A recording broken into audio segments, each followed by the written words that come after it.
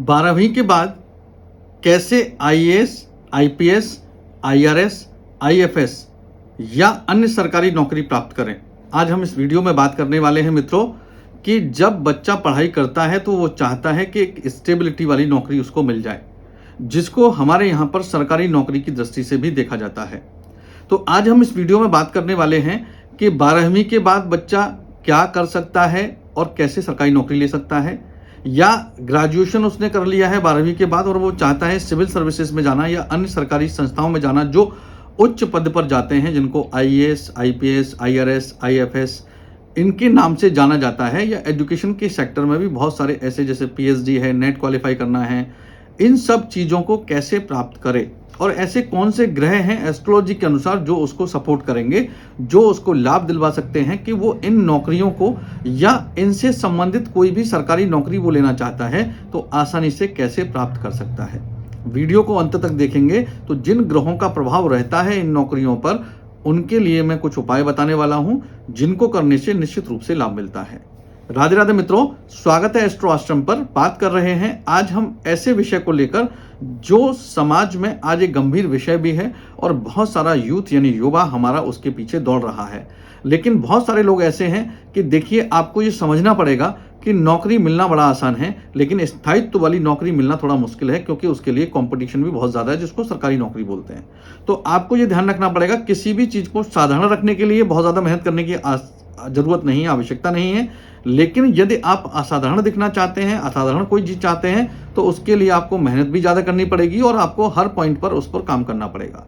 तो जैसे धन कमाने के लिए बहुत ज़्यादा आपको मेहनत करने की आवश्यकता यदि नहीं है या बहुत ज़्यादा आपको नहीं करना है, लेकिन बहुत अच्छा धनवान बनने के लिए आपको एस्ट्रोलॉजी लाभ करती है। ऐसे ही यहाँ पर हम बात कर रहे हैं कि सरकारी नौकरी यदि आपको चाहिए, उच्चस्थ पद आपको चाहिए, तो आपको एस्ट्रोलॉजी का सहारा लेना चाहिए, जो आपकी बहुत सटीकता से हेल्प करता है।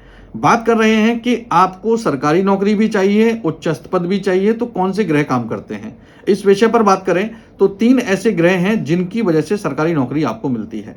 पहला ग्रह है वो है गुरु, दूसरा ग्रह है वो है मंगल, और तीसरा ग्रह है वो है आपका सूर्य। यदि 3 ग्रह आपकी कुंडली में आपके फेवरेबल हैं, आपके पक्ष में हैं, आपकी कुंडली में अच्छा परफॉर्म कर रहे हैं, ऐसे बच्चे को या ऐसी जगह पर जहां पर वो काम कर रहा है सरकारी नौकरी के लिए, उसको लाभ मिलता है। अब इनकी जो कमियां हैं, यानी कि इन ग्रहों का कोई प्रभाव हमारे जीवन पर या उस बच्चे की कुंडली में नेगेटिव आ रहा है, या इनकी सहायता उसको नहीं मिल रही है इन ग्रहों की, तो क्या उपाय करने चाहिए। अगर आप चाहते हैं कि आपको सफलताएं मिलें, तो ये 3 ग्रह जो आपको हेल्प करते हैं उनके मैं उपाय बता रहा हूं। जैसे पहले ग्रह की बात करें, गुरु। इसका कार्य होता है कि जितनी पढ़ाई आप करते हैं उसको आपके पास स्टोर रखें, और जब आपको आवश्यकता पड़े तो आपको उस ज्ञान को प्रयोग करने की परमिशन दे। वरना बहुत सारे बच्चे ऐसे होते हैं जिनको आता था लेकिन वो एग्जाम में नहीं कर पाए, नर्वस हो गए, याद नहीं आया, कोई भी कारण हो सकता है। तो आपको ध्यान रहे, गुरु अगर आपका अच्छा है तो आपके पास जितना ज्ञान अवेलेबल है, जो आपने पढ़ाई की है, जितना आपको याद है, जितना आपको आता है, पूरा परफॉर्म कर पाएंगे। क्या करना चाहिए, आप गुरुवार के दिन केले की जड़ निकाल लीजिए, उसको धोकर शुद्ध कर लीजिए, साफ कर लीजिए। थोड़ी सी जड़ आपको चाहिए होगी, उसको धोकर शुद्ध कर लीजिए, थोड़ा सा पोंछ लीजिए। जब वो थोड़ी सी सूख जाए हल्की सी, तो आप उसको हल्दी लगा दीजिए सूखी, यानी पूरी जड़ पर आपको हल्दी लगा देनी है। छोटा सा कपड़ा ले लीजिए पीले रंग का, और उसमें उस जड़ को लपेट कर अपने पास रख लीजिए जहां बैठकर आप पढ़ते हैं। आप अपने पर्स में भी रख सकते हैं, आप अपने बैग में भी रख सकते हैं, जहां आप रहते हैं वहां ये कर सकते हैं। इसको करने से गुरु का प्रभाव आपके जीवन पर पॉजिटिव आएगा। आपकी कुंडली में यदि गुरु खराब होगा या आपको लाभ नहीं दे रहा होगा तो वो लाभ देने की स्थिति में आएगा। दूसरा ग्रह है मंगल। मंगल है कॉन्फिडेंस लेवल, मंगल है इंटरनल स्ट्रेंथ, और मंगल है आपके जीवन की स्पीड। जब आप एग्जाम देने जाते हैं तो समय कम पड़ गया, इस वजह से हमारी परीक्षा छूट गई, या हम समय पर नहीं पहुंच पाए, परीक्षा छूट गई, या हमारा पेपर ही छूट गया। हम इतने क्वेश्चंस कर सकते थे, कर ही नहीं पाए क्योंकि समय कम पड़ गया और पूरे क्वेश्चन हम नहीं कर पाए। मंगल आपकी हेल्प करेगा। क्या करना चाहिए, आपको मंगलवार के दिन मसूर की दाल लेकर अपने ऊपर से 9 बार उतारकर किसी भी हनुमान जी के या मंगल ग्रह के मंदिर में रखना चाहिए। यह उपाय महीने में 1 बार करेंगे, आपको लाभ करेगा। इससे आपका मंगल अच्छा होगा, आपको लाभ मिलेगा। तीसरा ग्रह है सूर्य। सूर्य पिता भी है और सूर्य आपका राजा भी है। प्रशासनिक अधिकारियों के लिए सूर्य कारक ग्रह माना गया है, मैनेजमेंट के लिए भी सूर्य ग्रह कारक माना गया है।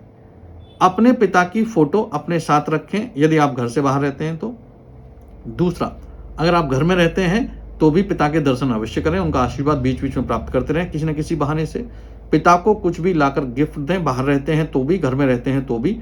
महीने 2 महीने में कुछ भी पिता की पसंद की चीज़ खाने की उनको लाके दी, उनको पहनने की लाके दी, उनके प्रयोग करने की लाके दी, इससे भी सूर्य अच्छा होता है।